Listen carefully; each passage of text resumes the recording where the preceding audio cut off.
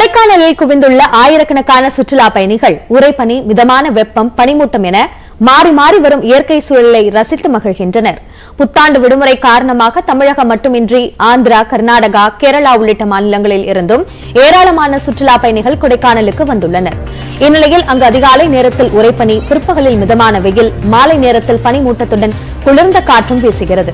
இதனை அனுபவிக்கும் சுற்றுலா பயணிகள் மோயர் சதுக்கம், பைன்மரச்சோலை, பில்லர் ராக், குணா குகை உள்ளிட்ட சுற்றுலா தலங்களுக்கு சென்று இயற்கை அழகை கண்டு ரசிக்கின்றனர்.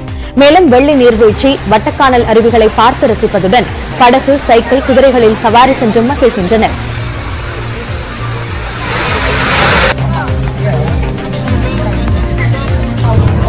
ஒரே நாள்ல நிறைய கிளைமேட் சேஞ்சிங் பார்க்க முடியுது. அதனால நியூ இயர் கொண்டாடுறதுனால எல்லாருமே மக்கள் நிறைய வர்றதுனால சூப்பரா இருக்கு. ஒர்க் ஸ்ட்ரெஸ் இதெல்லாம் போயிட்டு ஸ்கூலு எல்லா டென்ஷனும் விட்டுட்டு இங்க வந்து என்ஜாய் பண்றது ரொம்ப அழகா இருக்கு, செம்மையா இருக்கு, சூப்பரா என்ஜாய் பண்றோம். செங்கல்பட்டு மாவட்டம் மாமல்லபுரத்தில் ஆயிரக்கணக்கான சுற்றுலா பயணிகள் குவிந்தனர். கடற்கரை கோயில், ஐந்திரதம், அர்ஜுனன் தபசு, கலங்கரை விளக்கம், வெண்ணெய் உருண்டை பாறை ஆகிய அனைத்து இடங்களிலும் சுற்றுலா பயணிகள் அதிகமாக காணப்பட்டனர். சுற்றுலா பயணிகளின் வருகையால் கிழக்கு கடற்கரை சாலை தொடங்கி மாமல்லபுரம் வரை கடும் போக்குவரத்து நெரிசல் காணப்பட்டது.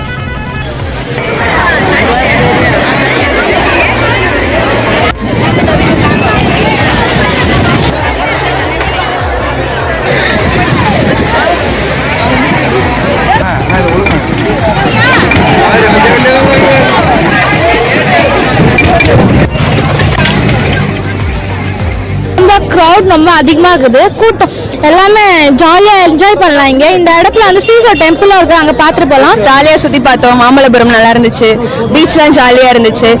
ஐந்தரதம் அந்த கோயில்ஸ் எல்லாம் போயிட்டு வந்தோம். ஒரு ஒத்தக்கல் பாறை இருந்துச்சு, அது நல்லா இருந்துச்சு. கோவை மாவட்டம் பொள்ளாச்சி அடுத்த ஆழியார் கவி அருவியில் சுற்றுலா பயணிகள் குவிந்தனர். சில நாட்களுக்கு முன்பு கவி அருவியில் வெள்ளப்பெருக்கு ஏற்பட்டு இரும்பு தடுப்புகள் அடித்துச் செல்லப்பட்டன. தற்காலிகமாக மூங்கில் குச்சிகள் கொண்டு தடுப்புகள் அமைக்கப்பட்டுள்ளன. அதனை பிடித்தபடி சுற்றுலா பயணிகள் குளித்து மகிழ்ந்தனர்.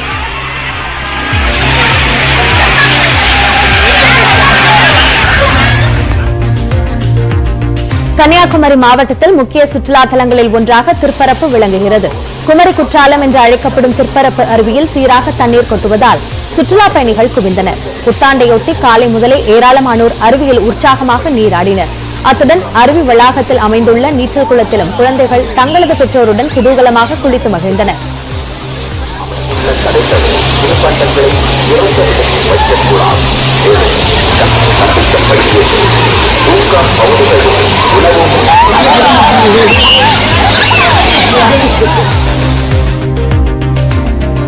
மேலும் அருவியின் மேற்பகுதியில் உள்ள சுற்றுலா படகு துறையிலும் பயணிகள் படகு சவாரி செய்தனர். ஒரே நேரத்தில் அதிகமானோர் வந்ததால் நீண்ட நேரம் காத்திருந்து படகு சவாரி செய்யும் நிலை ஏற்பட்டது. விடுமுறை தினம் என்பதால் அதிக வாகனங்கள் வந்ததால் திருப்பரப்பு அருவி பகுதியில் போக்குவரத்து நெரிசல் ஏற்பட்டது.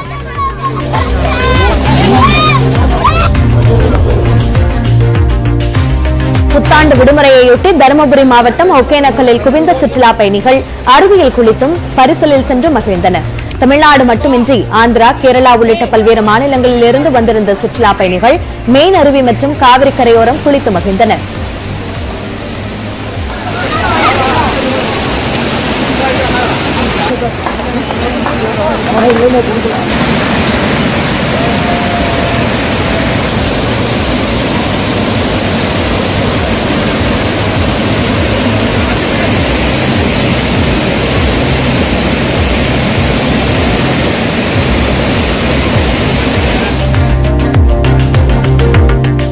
தொடர்ந்து அப்பகுதியில் தயாரிக்கப்பட்ட உணவையும் சுற்றுலா பயணிகள் ருசித்து மகிழ்ந்தனர். சுற்றுலா பயணிகளின் வருகை அதிகரித்துள்ளதால் உள்ளூர் வியாபாரிகள் மகிழ்ச்சி அடைந்துள்ளனர்.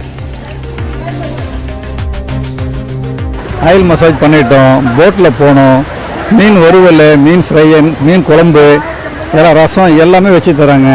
ரொம்ப அருமையாக இருக்குது. எல்லாம் சுற்றி பார்க்கறதுக்கு ரொம்ப சௌகரியமாக இருக்குது. சினி ஃபால்ஸ் போயிருந்தோம், அங்கேயும் குளித்தோம், நல்லா இருக்குது. மெயின் ஃபால்ஸ்லாம் அருமையாக இருக்குது, குளிக்கிறதுக்கு நல்லா சௌகரியமாக இருக்குது. நல்லா வந்து நியூ இயர் கொண்டாடுறதுக்கு ஒரு நல்ல சிறந்த இடமா இது இருக்கு. ஆங்கில புத்தாண்டை கொண்டாடும் வகையில் புதுச்சேரியில் ஏராளமான சுற்றுலா பயணிகள் குவிந்தனர். இதனால் காலை முதலே மணக்குள விநாயகர் கோயில், அரவிந்தர் ஆசிரமத்தில் மக்கள் கூட்டம் அதிகமாக காணப்பட்டது. கடற்கரை சாலை, பாரதி பூங்கா உள்ளிட்ட பகுதிகளில் புத்தாண்டை கொண்டாடி மகிழ்ந்தனர். அத்துடன் காந்தி சிலை கடற்கரை பகுதியிலும் கடலில் குளித்து மகிழ்ந்தனர். புத்தாண்டு கொண்டாட்டத்தை முடித்துக் கொண்டு பயணிகள் சொந்த ஊர்களுக்கு திரும்பி வருகின்றனர். இதனால் புதுச்சேரி நகரப் பகுதியில் பல இடங்களில் போக்குவரத்து நெரிசல் ஏற்பட்டது.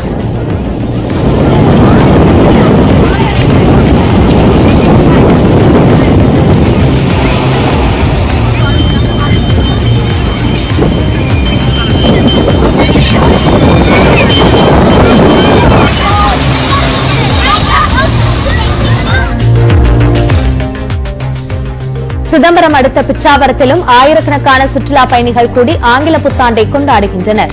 அவர்கள் நீண்ட வரிசையில் காத்திருந்து அலையாத்தி காடுகளுக்கு நடுவே படகு சவாரி செய்து மகிழ்ந்தனர். மேலும் இயற்கை அழகை புகைப்படம் எடுத்தனர்.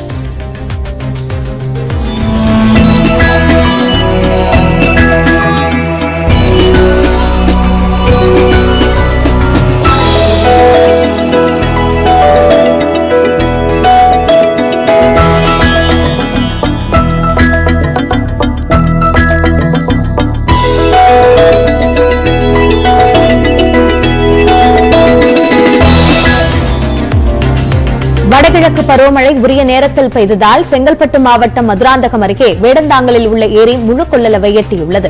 இதனால் வேடந்தாங்கல் ஏரிக்கு வரும் வெளிநாட்டு பறவைகளின் வரத்து அதிகரித்துள்ளது. இறைக்காகவும் இனப்பெருக்கத்திற்காகவும் ஆண்டுதோறும் இலங்கை, இந்தோனேஷியா, மியான்மர், பாகிஸ்தான், ஆஸ்திரேலியா உள்ளிட்ட நாடுகளைச் சேர்ந்த பறவைகள் வேடந்தாங்கல் வருவது வழக்கம். இந்த ஆண்டு 10,000க்கும் மேற்பட்ட பறவைகள் முகாமிட்டுள்ளன. இந்நிலையில் புத்தாண்டையொட்டி வேடந்தாங்கல் பறவைகள் சரணாலயத்தில் ஏராளமான பயணிகள் குவிந்துள்ளனர். அப்போது இயற்கை சூழலுடன் பறவைகள் கூட்டம் கூட்டமாக இருந்ததை உற்சாகமாக கண்டுகளித்தனர். கிருஷ்ணகிரியில் உள்ள காட்டுவீர ஆஞ்சநேயர் ஆலயத்தில் சிறப்பு பூஜை செய்து தங்க கவசம் அணிவிக்கப்பட்டது. தொடர்ந்து ஆயிரக்கணக்கான பக்தர்கள் நீண்ட வரிசையில் நின்று சாமியை தரிசனம் செய்தனர். அவர்களுக்கு அன்னதானமும் வழங்கப்பட்டது.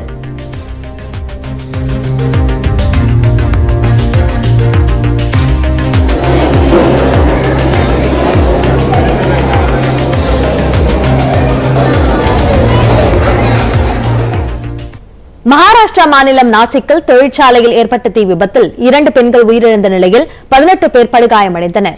நாசிக் மாவட்டத்தில் உள்ள முண்டேகன் கிராமத்தில் ஜிண்டால் நிறுவனத்தின் ஸ்டீல் தொழிற்சாலை இயங்கி வருகிறது. இந்த ஆலையில் காலை 11 மணி அளவில் திடீர் தீ விபத்தும் அதனைத் தொடர்ந்து வெடி விபத்தும் நேரிட்டது. இந்த விபத்தின் போது 30 பணியாளர்கள் பணியில் இருந்ததாக கூறப்படுகிறது. இதில் 18 பேர் காயமடைந்துள்ளனர்.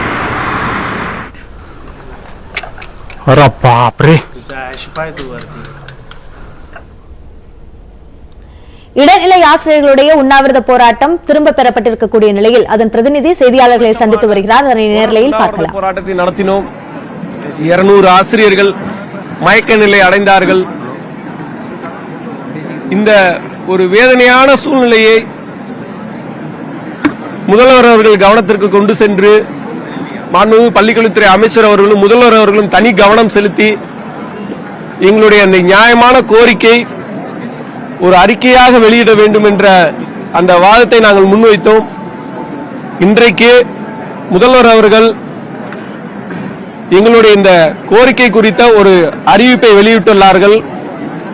இதற்காக ஒரு குழு நியமிக்கப்பட்டுள்ளது என்று எங்களுக்கு மிகுந்த சந்தோஷம். ஏனெனில் இதுவரை நியமிக்கப்பட்ட எல்லா குழுக்களும் அரசு ஊழியர் ஆசிரியர்களுக்காக நியமிக்கப்படும். ஆனால் எங்களுக்கு முதல் முறையாக எங்களுடைய பாதிப்பை உணர்ந்த ஒரு தாயுள்ளத்தோடு தந்தை உள்ளத்தோடு அதை உணர்ந்து மாண்புமிகு தமிழக முதல்வர் அவர்கள் சமூக நீதி காக்கும் ஐயா எங்களுக்காக ஒரு குழு அமைக்கப்பட்டு விரைவில் அதற்கான முடிவையும் கண்டிப்பாக எட்டுவார் என்ற நம்பிக்கையோடு நாங்கள் 6 நாட்களாக நடத்தி வந்த இந்த உண்ணாவிரத போராட்டத்தினை அவருடைய வார்த்தையின் அடிப்படையில் அவருடைய அறிக்கையின் அடிப்படையில் நாங்கள் முடித்துக் கொள்கிறோம். எங்களுக்கு இத்தனை நாட்கள் எங்களுடைய உடன்பிறப்புகளாக கருதி எங்களுடைய இந்த செய்திகளை உலகம் முழுவதும் கொண்டு சேர்த்த பத்திரிகையாளர்கள், செய்தியாளர்கள் அத்தனை பேருக்கும், ஊடகவியலாளர்கள் அத்தனை பேருக்கும் 20,000 ஆசிரியர்கள் குடும்பங்கள் சார்பாக மனமார்ந்த ஒரு நன்றிகளை நாங்கள் இந்த இடத்தில் தெரிவித்துக் கொள்கிறோம். எங்களுடைய போராட்டம் சீக்கிரமாக முடிவடைவதற்கு முதல்வர் ஐயா அவர்களும் மாண்புமிகு பள்ளிக்கல்வித்துறை அமைச்சர் அவர்களும் பள்ளிக்கல்வித்துறை செயலாளர் அவர்களும் தொடக்கக்கல்வி இயக்குனர் ஐயா அவர்களும் காவல்துறையினரும் எங்களுக்கு பெரும் உறுதுணையாக இருந்தார்கள். அவர்கள் அத்தனை பேருக்கும் எங்களுடைய மனமார்ந்த நன்றிகள்.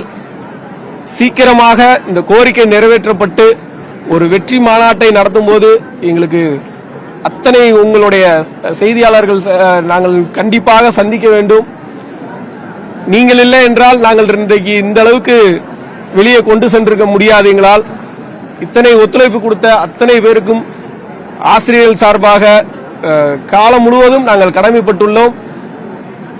இத்தனை நாள் ஒத்துழைப்பு அளித்து தொடர்ந்து எங்களுடைய செய்திகளை ஒளிபரப்பிய அத்தனை பேருக்கும் மனமார்ந்த நன்றிகள். நேற்று பேசும்போது போராட்டம் கைவிடப்படாது. நேற்று இருந்த நிலைமை வேறு, இன்று இருந்த நிலைமை வேறு. எங்களுடைய ஒற்றை கோரிக்கை, முதல்வர் அவர்கள் எங்களுக்கு ஒரு அறிக்கை வழங்க வேண்டும் என்றிருந்தோம். அதை அறிக்கையாக இன்று வெளியிட்டுள்ளார். அதனால் எங்களுடைய இந்த போராட்டத்தை வாபஸ் பெறுகிறோம். சீக்கிரமாக இந்த ஊதிய குழு பரிசீலனை எடுத்து அதில் விரைவாக இந்த அரசாணை பிறப்பிக்கப்படும் என்ற உறுதிமொழியும் கொடுத்திருக்கிறார்கள். அதனால் இன்றைக்கு அந்த போராட்டத்தை வாபஸ் பெறும். குழு அமைக்கிற சம்பந்தமா வேற ஏதாவது பாப்பீங்களா? மீண்டும் வலியுறுத்துவீங்களா? நேரில் கண்டிப்பாக இது எங்களுக்காக அமைக்கப்பட்ட குழு. அந்த குழுவில் அந்த அறிக்கையிலே சம வேலைக்கு சம ஊதியம், போராடும் இடைநிலை ஆசிரியர்களுக்கு